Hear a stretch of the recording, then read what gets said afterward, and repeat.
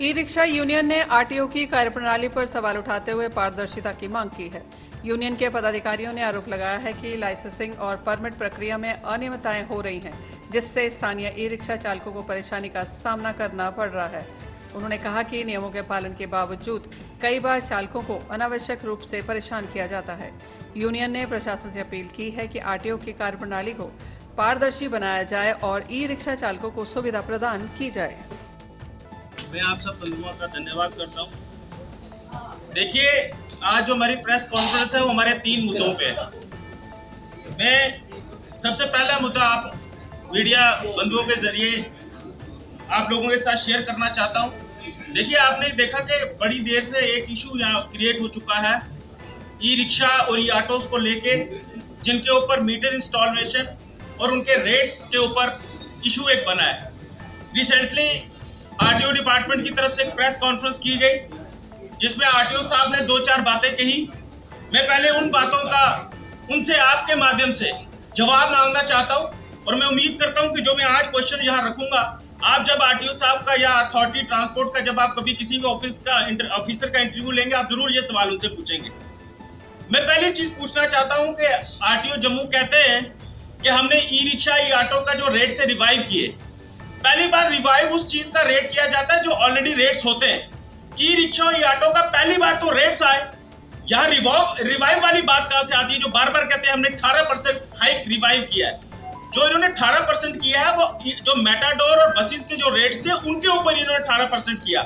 जो चीज जिंदा ही नहीं थी, जो चीज थी नहीं, उसके ऊपर 18% कैसे उन्होंने रिवाइव किया? जो बार बार ये बात बोलते हैं।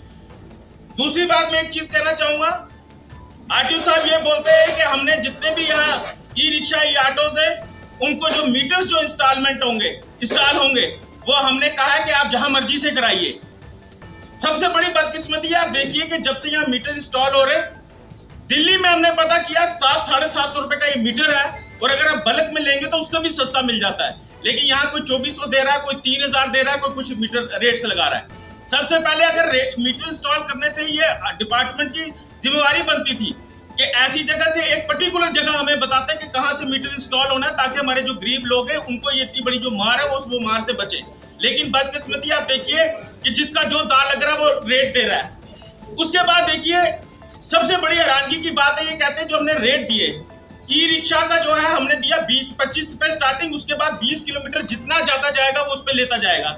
सेम वो कहते हैं ई रिक्शा पे भी हमने दिया 15 रुपए, उसके बाद वो जितना आगे चलता जाएगा वो 15 रुपए लेता जाएगा।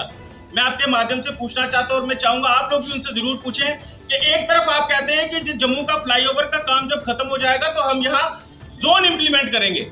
जब आप एक तरफ जोन इंप्लीमेंट करोगे, अब जम्मू की मैं अगर सिटी की बात करूं तो सिटी का रेडियस 2 किलोमीटर 2.5 किलोमीटर से है ही नहीं ज्यादा। जब आप जोन भी इंप्लीमेंट कर दोगे, फिर उसके बाद वो जो 20 रुपए आप कहते हो वो जितना आगे जाता जाएगा वो बढ़ाता जाएगा। वो बढ़ाने के लिए कहां जाएगा? कब्र में जाएगा या लकड़ों पे जाएगा? कहां जाएगा? जब आप ये भी कहते हो कि हम जोन इंप्लीमेंट करेंगे, उसके बाद आप ये साथ जो कहते हो कि हमने जितने भी यहाँ जो मीटर्स हैं वो सारे होने चाहिए। मैं इनसे पूछना चाहता हूँ कि मीटर लगाने की जिम्मेवारी किसकी थी? सबसे पहले मीटर लगाने की जिम्मेवारी थी जो लोग ई रिक्शा ई ऑटो बेच रहे, ये उनकी कंपनी से होना। आपको याद होगा कि ब्लैक ऑटो जब भी खरीदा गया उसका मीटर उसके साथ आया, लेकिन यहाँ जो मीटर है ये कहते हैं बाहर से जाके लो। दूसरी बात, एक सवाल मैं चाहूंगा आप जरूर और पूछें, कौन सा ऐसा ट्रांसपोर्ट है जिसका रेट इन्होंने ऐसे रखा हो कि किलोमीटर के हिसाब से? अब एक मेट्रोडोर या बस चलती है, क्या उसके ऊपर किलोमीटर के हिसाब से रेट होता है या पर पैसेंजर रेट होता है? जब सब गाड़ियों का पर पैसेंजर रेट रखा गया तो इसका ई रिक्शा और ई ऑटो का पर किलोमीटर का क्या हिसाब था? छोटी सी एग्जांपल मैं आप साथियों को दूंगा। ई रिक्शा के ऊपर 4 आदमी बैठते हैं। अब 1 किलोमीटर के अंदर 2 साथी, कोई 2 सवारी उतरी, 2 सवारी अगर चढ़ती है, उनका हिसाब कैसे बनाएगा? मेरा जो चालक होगा, ड्राइवर होगा, वो कैसे उसका हिसाब बनाएगा? तो 1 किलोमीटर के अंदर जो 2 सवारी उतरी और 2 चढ़ी, आपको सीधा पर सवारी रेट रखना चाहिए था। हमने पहले भी कहा, आज भी हम कहते हैं, हम कभी मीटर के अगेंस्ट कभी नहीं हुए। मीटर्स होने चाहिए। हम नहीं चाहते कि हमारे लोगों का नुकसान हो, चाहे वो यात्री हो चाहे वो जम्मू के नागरिक हो। यात्री हमारे मेहमान है, वो आज 1-1.5 महीने बाद चले जाएंगे, लेकिन उसके बाद सफर कौन करता है? हमारे जम्मू के लोग करते हैं। इसलिए हमने भी कभी नहीं कहा कि मीटर नहीं होने चाहिए, लेकिन हमने बार बार एक ही चीज कही कि ये जो आपने रेट्स रखे, ये रेट जस्टिफाई नहीं है। अगर आपने मेटाडोर के ऊपर पर पर्सन रखा है बसेस के ऊपर पर पर्सन रखा है, आपको ई रिक्शा ई ऑटो में भी पर पर्सन रखना चाहिए था। ये पर किलोमीटर वाला कौन सा गणित है, मुझे हिसाब नहीं समझ आया। चौथी बात मैं जो आपके सामने रखना चाहता हूँ, बार बार आरटीओ साहब उनके अथॉरिटी कहती है कि जब ये रेट फिक्स किए गए ये लोग वहां थे। मैं आपको आपके माध्यम से मैं चैलेंज करता हूं, मुझे इस चीज का प्रूफ दे दें कि कब ई रिक्शा ई ऑटो का रेट जब फाइनल हो रहा था मेरे सामने हुआ और मैंने वहां उसके बीच सिटिंग में था। हमने जितनी मीटिंग स्टैंड की, हमने कैबिनेट में सेक्रेटरीट में कैबिनेट मिनिस्टर और ट्रांसपोर्ट सेक्रेटरी और सीनियर अथॉरिटी बैठी थी, उसमें मीटिंग्स मैंने की अटेंड। बट वो मीटिंग हुई जो ट्रांसपोर्ट वेलफेयर एसोसिएशन वालों के जो इश्यूज थे उसके ऊपर वो मीटिंग सारी हुई। वही ऐसी उस मीटिंग में रेट्स को लेके ई रिक्शा ई ऑटो इसका रेट्स का कहीं फाइनल नहीं हुआ। फिर बार बार ये चीज कही जाती है कि जब रेट फाइनल हुआ ये लोग उस पर बैठे थे। मैं ओपन चैलेंज करता हूं, मुझे बताएं कि कहां पर मैं बैठा था या हमारे रिप्रेजेंटेटिव बैठे थे जब आपने ये रेट्स फाइनल किए।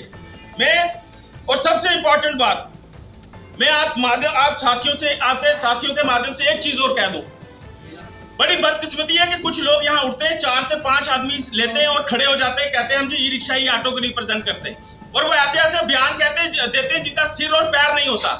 रिसेंटली मैंने देखा एक भाई साहब यहाँ किसी ने प्रेस क्लब के बाहर यहाँ इंटरव्यू दिया और कहा जी गवर्नमेंट कौन होती है।